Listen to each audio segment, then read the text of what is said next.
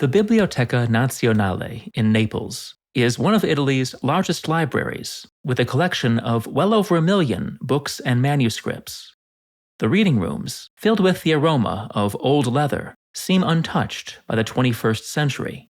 But in a quiet corner of the third floor, a dedicated team of scholars is using cutting-edge technology to unravel the most tantalizing artifacts in the history of Roman archaeology: the Herculaneum Papyri. The Herculaneum Papyri are carbonized scrolls buried by the eruption of Vesuvius in 79 AD and rediscovered in the mid-18th century. From the beginning, it was clear that the papyri would be extremely difficult to open. Early efforts involved cutting scrolls in half, soaking them in rose water, and exposing them to vegetable gas. After years of destruction, a priest named Antonio Piaggio devised a method of opening scrolls by peeling back their outermost layers with small weights attached to silk strings. Although more than 200 scrolls were eventually unrolled in this way, most of them fell apart in the process, and even the best preserved could only be read as fragments. Until recently, scholarship on the Herculaneum Papyri focused on new readings of scrolls opened centuries ago, but soon, thanks to a series of technological breakthroughs, it may be possible to read almost every papyrus recovered from Herculaneum. Last month, I visited the Naples library at the invitation of Dr. Federica Nicolardi, a papyrologist at the University of Naples Federico II. After meeting me outside the library's imposing entrance, Dr. Nicolardi led me to the security checkpoint, past a labyrinth of book-lined corridors, and finally through a door marked Officina dei Papyri, the papyrus section. We paused in a room filled with mementos from 2.5 centuries of work on the papyri. One glass case contained the only scroll ever unrolled in a single piece. Another was filled with pieces of disintegrated papyri. I was especially struck by a carbonized chunk consisting of 6 scrolls stuck together. The papyri are stored in metal cabinets with sliding trays. Each tray holds a section of papyrus about 30 centimeters long, cut from a scroll during the unrolling process. When a papyrus is needed for study, it is carried to the microscope room and removed from its protective case. This one, as you can see, is inventoried as number 1044. Then the papyrologist views the papyrus through a stereo microscope, angling it to expose every detail. The traditional method of unwrapping the scrolls often left multiple sheets of papyrus stuck together. Fragments from different parts of a text can thus appear side by side on the page. These displaced fragments become easier to distinguish under a microscope. Once identified, they can be assigned to their proper place on a high-resolution image of the papyrus. Dr. Nicolardi is currently working with her colleague, Marzia D'Angelo, and developers at the Curious Company on Mock-IT, a software tool that will automate the process of moving displaced fragments and assist papyrologists in the virtual reconstruction of papyrus scrolls from Herculaneum and elsewhere.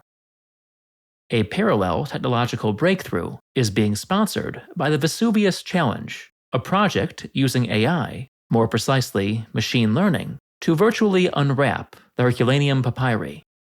Last year, the winning team in the first round of the challenge managed to read about 5% of an unopened scroll, an incredible achievement. The contestants are now working to decipher entire scrolls, and progress so far has been promising. It seems likely, in short, that we will soon know much more about the contents of the Herculaneum Papyri than was ever believed possible. This has important implications, both for classical scholarship and for everyone interested in the ancient world. The great majority of the Herculaneum scrolls that have been opened and at least partially read are works of Epicurean philosophy.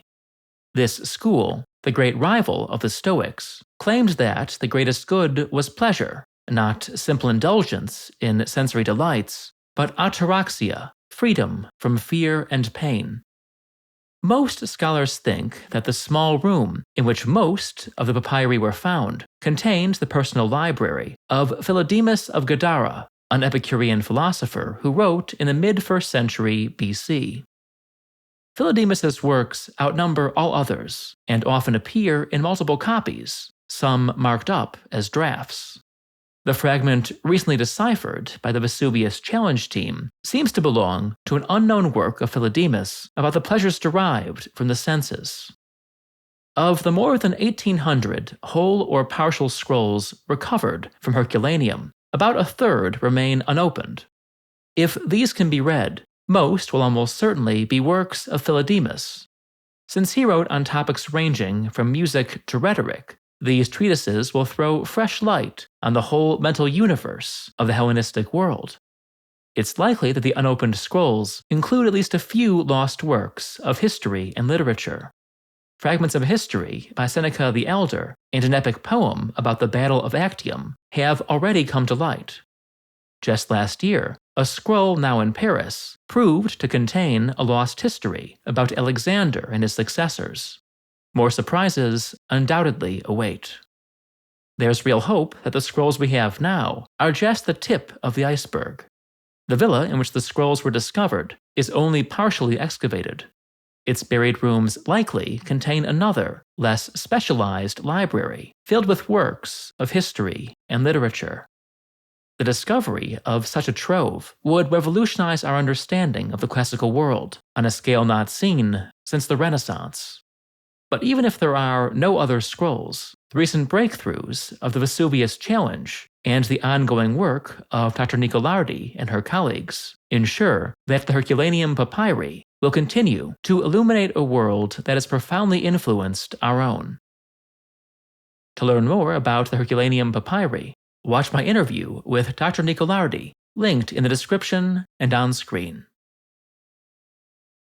My new book, Insane Emperors, Sunken Cities, and Earthquake Machines, is now available as a paperback, ebook, and audiobook. You can buy your copy through Amazon, Barnes & Noble, or your local bookstore. For more Told in Stone content, check out my channels, Told in Stone Footnotes, and Scenic Routes to the Past, which are linked in the description. Please consider joining other viewers in supporting Told in Stone on Patreon. Thanks for watching.